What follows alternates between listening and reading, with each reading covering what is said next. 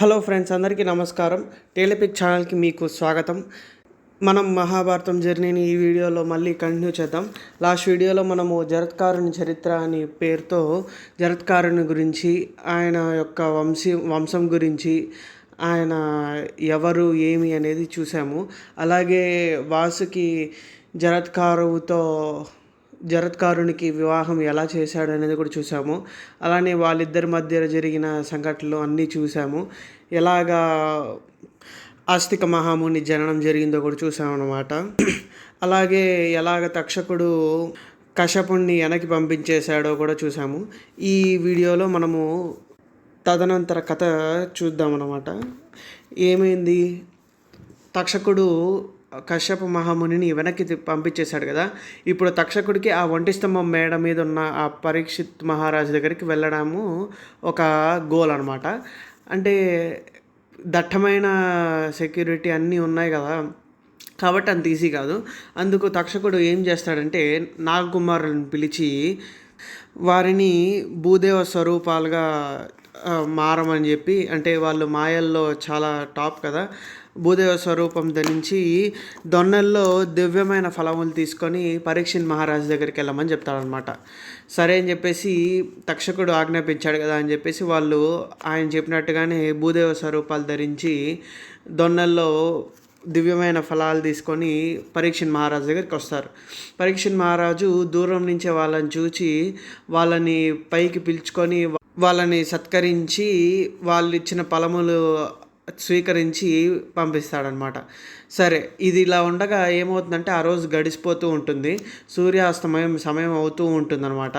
అప్పుడు వాళ్ళందరూ ఉంటారు, మంత్రులందరూ అది చూసి సంతోషిస్తారు, సంబరపడతారు. ఒక్క నిమిషము వాళ్ళు సెక్యూరిటీ డౌన్ చేస్తారనమాట.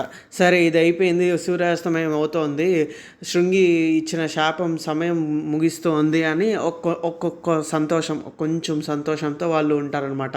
సరే అని చెప్పేసి వీళ్ళు భూదేవ స్వరూపులు ఫలాలు, దివ్యమైన ఫలాలు ఇచ్చారు కదా, అందరూ ఆరగిద్దామన్నట్టుగా అందరూ తింటారు. పరీక్షిత్ మహారాజుకి కూడా ఒక ఫలం ఇస్తే ఆ ఫలం ఎలాగా అన్నట్టుగా ఆలోచించి రెండుగా విభజిస్తారు. ఎందుకు అంటే ఆ ఫలంలో ఏదన్నా పాయిజన్ కానీ ఉందా అనేది టెస్ట్ చేసి కదా, ఒక హాఫ్ ఎవరైనా వేరే వాళ్ళకి ఇచ్చి తిన్నామన్నట్టుగా పరీక్షిత్ మహారాజు చూస్తే ఆ సగంగా చేసినప్పుడు ఆ దాంట్లో ఒక నల్లని క్రిమి ఉంటుందన్నమాట ఆ ఫలంలో. అది చూస్తారు. అది చూసి తేరుకునే లోపే ఆ క్రిమి అనేది పాములాగా మారి పరీక్షిత్ మహారాజుని కాటేసి అదృశ్యమైపోతుంది. అంటే ఆ క్రిమి ఏమి అంటే తక్షకుడు తన మాయంతో ఆ క్రిమి స్వరూపం ధరించి ఆ ఫలంలో ఉండి పరీక్షిత్ మహారాజుని సంహరించాలనే ప్లాన్తో ఉంటాడనమాట. అలా పరీక్షిత్ మహారాజుని కాటేసి బయట వచ్చేస్తాడు. అలా బయట వచ్చేసి ఊరుకోకుండా ఆ ఒంటి స్తంభం మేడని కూడా తగలబెట్టేస్తాడు అనమాట. అంటే అక్కడ ఉన్న మంత్రులు అందరూ కూడా అక్కడికక్కడే మరణిస్తారు. ఈ విషయం అనేది ఉదంకుడు జనమేజయ మహారాజు, ఎవరు పరీక్షిత్ మహారాజు యొక్క పుత్రుడుకి చెప్తాడనమాట. ఇలా తక్షకుడు చేసిన పని ఇది, మీ యొక్క జనకులను వాడు చాలా కిరాతకంగా సంహరించాడు, చంపేశాడు. కాబట్టి వాడు మీ యొక్క పెద్ద శత్రువు, వాడి మీద ఇది ప్రతీకారం తీర్చుకోవాలా అని చెప్పేసి చెప్తాడనమాట. అసలు ఈ ఉదంకుడు ఎందుకు జనమేజయ మహారాజు దగ్గరికి వచ్చాడు అనేది ఉదంకోపాఖ్యానం ముందు వీడియోలో ఆల్రెడీ చెప్పాను అనమాట. అని చెప్పేసి ఈ స్టోరీ వినగానే జనమేజయ మహారాజు ఉగ్రరూపం దాలుస్తాడనమాట. తన తండ్రిని ఇలా చంపేశారు అని తెలియగానే సరే అని చెప్పేసి జనమేజయ మహారాజు అప్పుడు సభలో అడుగుతారనమాట. ఇలా జరిగింది కదా, ఈ తక్షకునితో పాటు వారి బంధుమిత్రులందరినీ నేను సంహరించాలనుకుంటున్నాను, దీనికి సంబంధించి ఏదన్నా ఉందా, ఏదన్నా యజ్ఞం కానీ అలా చేయగలమా అని అడిగితే వాళ్ళందరూ చెప్తారనమాట. ఈ యొక్క సిచ్యువేషన్ కోసమే అనుకుంటా దేవతలు ఒక యజ్ఞం, పన్నాగ యజ్ఞం అనే ఒక యజ్ఞము రాసి ఉంచారు. ఇది ఓన్లీ హిస్టరీ బుక్స్లో ఎక్కడో ఉంది, అంతే, అందరికీ కూడా తెలియదు. ఈ యొక్క యజ్ఞం ద్వారా మనము నాగకుమారులందరినీ కూడా సంహరించవచ్చు అని అంటారనమాట. ఇది విన్న జనమేజయ మహారాజు వెంటనే ఆజ్ఞాపిస్తాడు. ఏమని? వెంటనే ఆ పన్నగ యజ్ఞంకి కావాల్సినవన్నీ సిద్ధం చేయండి, అని ఆజ్ఞాపించగానే ఆ యజ్ఞానికి సభ అన్నీ తయారు చేయడం కానీ కార్పెంటర్స్తో వాళ్ళతో జనాలందరూ కూడా కుమికూడి దాన్ని తయారు చేసి ఫినిష్ చేస్తారు. దీని తర్వాత యజ్ఞానికి కావాల్సినవన్నీ సమకూర్చడం స్టార్ట్ చేస్తారు. ఇవి కూడా స్టార్ట్ చేసి అవి కూడా సమకూర్చేస్తారు. ఇలా జరుగుతూ ఉండగా యజ్ఞానికి సమయం ఆరంభమవుతుందనమాట. యజ్ఞ సమయం వస్తుంది. సరే, ఈ యజ్ఞ సమయం రాగానే అందరూ మహావేత్తలందరూ వచ్చి ఈ యజ్ఞగుండం వాళ్ళ పొజిషన్లో కూర్చొని యజ్ఞం స్టార్ట్ చేయడానికి చూస్తారనమాట. ఇదిలా ఉండగా ఒక వాస్తు శాస్త్రవేత్త జనమేజయ మహారాజు దగ్గరకు వచ్చి ఇలా చెప్తాడనమాట. అన్నీ కరెక్ట్గానే జరిగాయి, అన్నీ బాగా జరుగుతున్నాయి, ఈ యజ్ఞం కూడా బాగా చేయొచ్చు, కానీ వాస్తు శాస్త్రరీత్యా ఈ యజ్ఞం ఒక బ్రాహ్మణుని వల్ల మధ్యలోనే ఆగిపోగలదు అని ఒక కాషన్ అనేది జనమేజయ మహారాజుకి చెప్తాడు. కానీ జనమేజయ మహారాజు దీన్ని పట్టించుకోడు, వదిలేస్తాడు. ఏం జరుగుతుంది అన్నట్టుగా వదిలేస్తాడు. అది ఇలా ఉండగా ఈ యజ్ఞం చేయించే వాళ్ళ గురించి, ఈ యజ్ఞ సభలో ఉన్న వాళ్ళ గురించి ఒక మాట అనుకుంటే చవనకుల ప్రఖ్యాతుడు చండభార్గవుడు ఈ యజ్ఞానికి హోత, పింగళుడు ఆధ్వర్యం వహించాడు, సారంగవుడు బ్రహ్మ, కౌత్సుడు ఉద్గాత అనమాట. అలా ఈ యజ్ఞం స్టార్ట్ అవుతుంది. ఋత్వికులు అందరూ యజ్ఞం చేస్తూ ఉంటారు. ఆ యజ్ఞం జరిగేటప్పుడు వాళ్ళు స్వాహ అనే నినాదం వచ్చేసి అక్కడొకటే కాకుండా మొత్తం ఆకాశం అంతా కూడా వినిపిస్తూ ఎంతో భీకరంగా బాగా జరుగుతూ ఉంటుంది యజ్ఞము. ఇదిలా ఉండగా వీళ్ళు నాగకుమారులందరూ హోమం గురించి మాట్లాడుకునేటప్పుడు లాస్ట్ వీడియోలో మాట్లాడుకున్నాం అనమాట. ఏంటి, నేను హోమం చేసే వాళ్ళని కాటేస్తాను, ఇది అది అని ఎంతో అహంకారంతో ఉన్నారు కదా. వాళ్ళకి ఏమవుతుంది అంటే వాళ్ళ పవర్స్ అన్నీ యజ్ఞం స్టార్ట్ అవ్వగానే వాళ్ళ యొక్క ప్రతిభ అన్నీ కూడా తగ్గిపోతాయి. వాళ్ళందరూ అశక్తులైపోతారనమాట. ఇలా హోమం కంటిన్యూ అవుతూ ఉండగా స్వాహ స్వాహ అంటూ ఉంటే ఒక్కొక్క పాము వచ్చి అలా యజ్ఞగుండంలో పడి చనిపోతూ ఉంటుంది. ఇలా చనిపోతూ ఉండగా వీళ్ళు ఋత్వికులు స్టార్ట్ చేస్తారనమాట. ఏంటి, మనకు అందరికీ తెలిసిన నామాలని స్టార్ట్ చేస్తారు, వాళ్ళని కూడా ఆహుతి చేయాలి అని. ఎవరు ఏమి ఆ పేర్లు అంటే కోటీసుడు, మానసుడు, పూర్ణశీలుడు, హిరణ్యబాహుడు, శరణుడు మొదలైన వాళ్ళంతా వాసుకి జాతి సర్పకుమారులు దాంట్లో పడి నశిస్తారు. ఇదిలా ఉండగా మళ్ళా పుచ్చాండకుడు, పిండకుడు, విరోహనుడు, సుకుమారుడు, ప్రలేపనుడు, శిశురోమనుడు, సురోముడు వీళ్ళందరూ వచ్చేసి తక్షక వంశీయులు. నెక్స్ట్ పారవతుడు, పారిజాతుడు, పాండరుడు, హరిణుడు, కృషుడు, విహంగుడు, శరభుడు వీళ్ళందరూ ఐరావత నాగవంశీయులు. నేరకుడు, కుండలుడు, వేణీస్కందుడు, కుమారకుడు, బహుకుడు, ఆదిగాగల వీళ్ళందరూ కౌరవకుల సంజాతులు అనమాట. వీరంతా కూడా జనమేజయ యజ్ఞంలో సజీవ దహనమయ్యి మరణించారు. అంతేగాక శంకుకర్ణుడు, పీటరకుడు, కుఠారుడు, సుఖసేచనకుడు, పూర్ణాంగదుడు, పూర్ణముఖుడు, ప్రహాసుడు, శకుని, మణిస్కందుడు, అరుణి వీళ్ళందరూ వచ్చేసి అసంఖ్యాకులైన ధృతరాష్ట్రకుల వాళ్ళనమాట. ఇలా అందరూ మరణిస్తూ ఉంటారు. ఇదిలా ఉండగా తక్షకుడు ఇది ముందే గ్రహించి ఇంద్రుడి దగ్గరికి వెళ్ళిపోయి ఇంద్రుడిని సంరక్షణ గురించి అడుగుతాడనమాట. సరే అని చెప్పేసి దానికి కూడా ఇంద్రుడు సరే నేను సంరక్షిస్తాను అన్నట్టుగా. ఇంద్రుడు ఎందుకు ఒప్పుకుంటాడు అంటే ఆ దేవతలు మాట్లాడుకుంటారు కదా, అదే తక్షకుడు మొదలగు వారంతా కూడా ఈ హోమం నుంచి తప్పించుకుంటారు అని చెప్పేసి అది గుర్తొచ్చి సరే అని చెప్పేసి సంరక్షిస్తాను అని చెప్పేసి తక్షకుడిని చెప్తాడనమాట. అప్పుడు అది విని తక్షకుడు ఇంద్రసింహాసనానికి చుట్టుకొని ఆడే నిద్రిస్తూ ఉంటాడు. ఇది చూసి వాసుకి వాళ్ళ తమ్ముళ్ళతో వాళ్ళందరితో కలిసి చాలా బాధపడుతూ ఉంటాడు. ఇలా అందరూ మరణిస్తూ ఉండగా సరే అని చెప్పి వాసుకి జరత్కారుడితో ఇలా అంటాడనమాట. ఆస్తికునికి దీని గురించి సమాచారం ఇవ్వు, ఆస్తికుని వల్లే కదా మన వంశము ఇక్కడికి ఆగిపోకుండా మన వంశము అభివృద్ధి జరగడానికి ఆస్తికుని వల్లనే కదా అన్నట్టుగా అడిగితే అప్పుడు జరత్కారువు ఆస్తికునికి చెప్తాడనమాట. ఆస్తికుడు అప్పుడక్కడికి వచ్చి వాసుకి వాళ్ళకి ధైర్యం చెప్తాడు. ఇంతే ఇప్పటి వరకు మరణించిన వాళ్ళతో ఈ యజ్ఞం ఆగిపోతుంది, ఇంకా ఎవరు మరణించరు అని చెప్పేసి వాళ్ళకి ధైర్యం చెప్పి ఆస్తికుడు తన యొక్క మిత్రులు అదే ఫ్రెండ్స్ బ్రాహ్మణ మిత్రులతో ఈ యొక్క యజ్ఞానికి వచ్చి జనమేజయ మహారాజుని ఎంతో గొప్పగా పొగుడుతూ జనమేజయ మహారాజా కదా ఆ సభనంతా పొగుడుతాడనమాట. ఇది వినేసరికి ఆ సభ అంతా కూడా ఏం చేరుతుంది, ఎట్లయినా కూడా ఆస్తికునికి ఒక వరం ఇవ్వాలా అని చెప్పేసి జనమేజయ మహారాజు అనుకునేసరికి ఆ సభ అంతా కూడా ఓకే యాక్సెప్ట్ చేస్తుంది. ఎందుకంటే ఆయన ఆస్తిక మహాముని ఆ యొక్క వరానికి ఓకే ఆయనకి క్వాలిఫికేషన్ ఉంది అన్నట్టుగా చెప్తారనమాట. సరే ఇదిలా ఉండగా సభ గుర్తు చేస్తుంది, ఉండండి మహారాజా ఇప్పుడే ఇవ్వద్దండి మీ యొక్క వరాన్ని, ఆ తక్షకుడు ఉన్నాడు కదా ఆ తక్షకుడు కూడా మరణించిన తర్వాత మీరు ఈ యొక్క మహామునికి వరం ఇవ్వండి అని చెప్తాడు. సరే అని చెప్పేసి అప్పుడు తక్షకుడిని పేరు చెప్పి నామం చెప్పి ఆ హోమ్ స్టార్ట్ చేస్తారు. అది అది జరిగేసరికి తక్షకుడు గట్టిగా ఇంద్రాసనానికి గట్టిగా పట్టుకొని ఉంటాడు కదా. ఇది వీళ్ళకి తెలుస్తుంది అనమాట, ఇక్కడ ఉన్న మునులకి హోమం జరిపిస్తున్న వాళ్ళకి.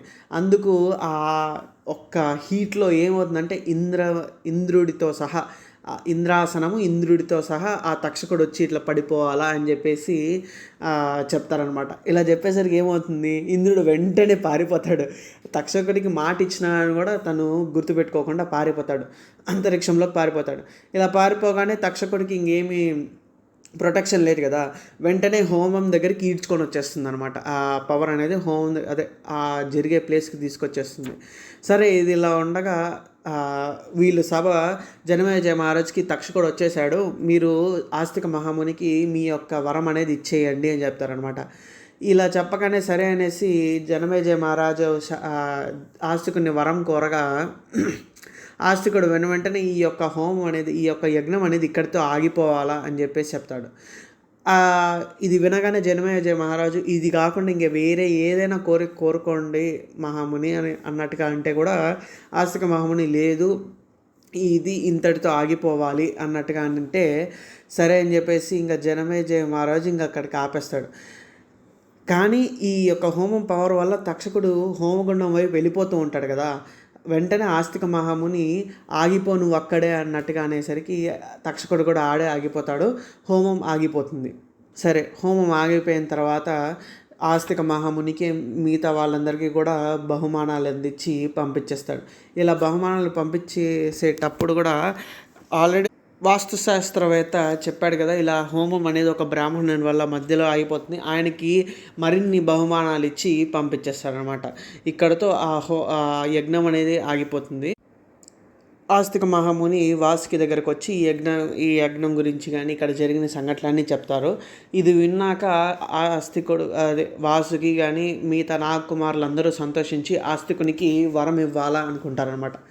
నీకు అదే ఆస్తికునికి ఏ వరం కావాలో కోరుకో అనేసరికి ఆస్తికుడు ఒకసారి ఆలోచించి ప్రాతఃసాయం సంధ్యలో ఎవరైతే ఈ ధర్మోపాఖ్యానాన్ని చేస్తారో వారిని మన నాగులందరూ కూడా వాళ్ళకి ఏ అపకారం చేయకూడదు అన్నట్టుగా ఒక వరం అడుగుతారు. సరే అని చెప్పేసి వీళ్ళు కూడా ఆ వరానికి ఒప్పుకుంటారనమాట. అక్కడితో ఈ యొక్క కథ ముగుస్తుంది.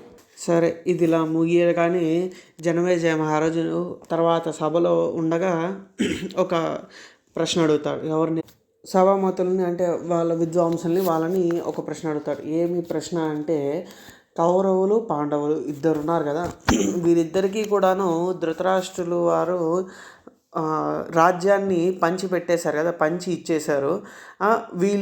వీరి రాజ్యాలు పరిపాలించుకోకుండా వీళ్ళిద్దరి మధ్యలో ఎందుకు వైరం వచ్చింది, ఎందుకు మహాభారత యుద్ధం అంత పెద్ద యుద్ధం ఎందుకు జరిగింది, ఏమి దీనికి కారణము అనేది ఒక ప్రశ్న అడుగుతారనమాట. దానికి వాళ్ళు ఇలా సమాధానం ఇస్తారు. ఏమి అంటే మహాభారతం స్టోరీని లైట్గా టచ్ ఇస్తారనమాట. ఏం జరిగింది, ఇప్పుడు పాండు మహారాజు చనిపోయిన తర్వాత పాండవులు అనే వాళ్ళు హస్తినాపురానికి వచ్చి ధృతరాష్ట్రుని వద్దనే అన్ని వేద విద్యలు కానీ యుద్ధ విద్యలు కానీ నేర్చుకుంటూ ఉంటారు. ఇలా నేర్చుకుంటూ ఉండగా వీళ్ళకి ప్రజల్లో గానీ, వారి యొక్క గురువు దగ్గర గానీ, ఈ పాండవులకే చాలా ప్రశంసలు గానీ అన్నీ వస్తూ ఉంటాయి. ఇలా వస్తూ ఉంటే వీళ్ళకి ఇక్కడ కౌరవులు, దుర్యోధనుడికి వీళ్ళకి పట్టదు గదా!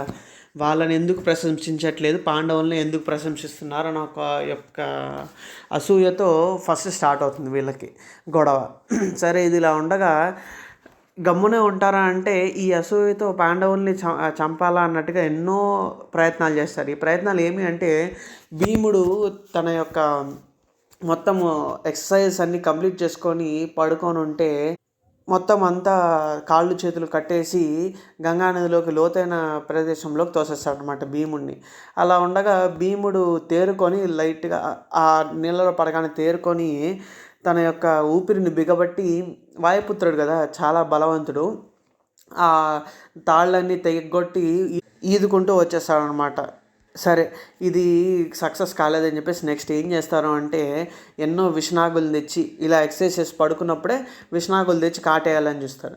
కానీ ఈ భీముని యొక్క శరీరము వజ్రంలాగా ఉంటుందన్నమాట. దానివల్ల ఆ కూరలన్నీ ఇరిగిపోయి విషము లోపలికి లైట్‌గా వెళ్ళినా కూడా దాన్ని కూడా జీర్ణించుకునేస్తాడనమాట భీముడు. సరే ఇది ఇలా కాదని చెప్పేసి నెక్స్ట్ టైం ఇంకా భీముడు తినే భోజనంలో ఎంతో విషం పెడతారనమాట. ఈ విషం పెట్టినా కూడా ఆ విషాన్ని కూడా భీముడు జీర్ణించుకునేస్తాడు. ఇది ఇలా జరుగుతూ ఉండగా వీళ్ళకి ఏం చేయాలో తెలియక ఏమి అనేసి బాగా ఆలోచించి ఒక ప్లాన్ వేస్తారు. అదేంటి, లక్క ఇల్లు అనమాట. ఈ లక్క ఇల్లు గురించి ధృతరాష్ట్రునితో కూడా యాక్సెప్ట్ చేయించి పాండవుల్ని కొన్ని రోజులు ఆ లక్క ఇల్లులో ఉండాలని చెప్తాడు. సరే ఇది ఇలా ఉండగా విదురుడు ప్రైమ్ మినిస్టర్, ధృతరాష్ట్రుని యొక్క ప్రైమ్ మినిస్టర్ విదురుడు పాండవుల పక్క అనమాట. పాండవుల పక్క అంటే ఏమీ వాళ్ళని సపోర్ట్ అని కాదు, వాళ్ళకి ఏమీ కాకుండా చూస్తూ ఉంటాడనమాట విదురుడు.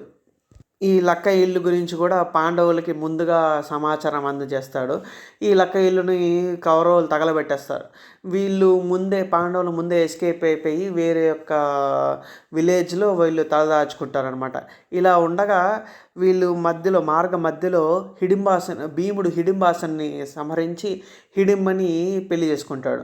సరే దీని తర్వాత మళ్ళీ నెక్స్ట్ ఒక బ్రాహ్మణుని కుటుంబం దగ్గరికి వస్తారు నెక్స్ట్ ఊర్లో. అక్కడ బకాసురుడిని సంహరిస్తారనమాట. దాని తర్వాత వీళ్ళందరూ బ్రాహ్మణులు కదా! ఈ పంచపాండవులు బ్రాహ్మణ వేషంలో ద్రౌపది యొక్క స్వయంవరానికి వెళ్తారనమాట.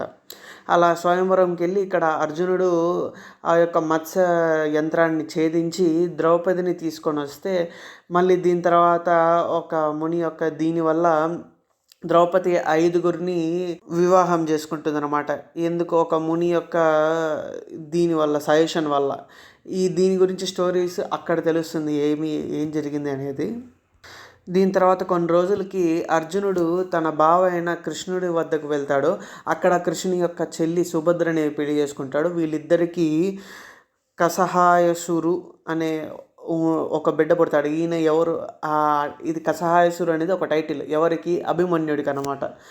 దాని తర్వాత అగ్నిదేవుడు దగ్గర నుంచి వరాలు పొందుతాడు. ఏంటి, దేవతాశ్వాలు, మళ్ళీ గాంధీవము, దేవదత్తము, అక్షయ పరంపరలతో వీళ్ళిన అమ్ముల పొది, అంటే మనకి రెగ్యులర్ వర్డ్స్ చెప్పాలంటే ఇన్ఫినిట్ యారోస్ ఉన్న యొక్క కంటైనర్ అనమాట. సరే ఇది ఇలా ఉండగా దీని తర్వాత ఏంటి, వీళ్ళు మళ్ళీ హస్తినాపురం చేరుకొని అప్పుడు రాజ్య విభజన జరుగుతుంది. సరే రాజ్య విభజన జరిగిన తర్వాత వీళ్ళందరికీ సగరాజ్యం ఇస్తాడు.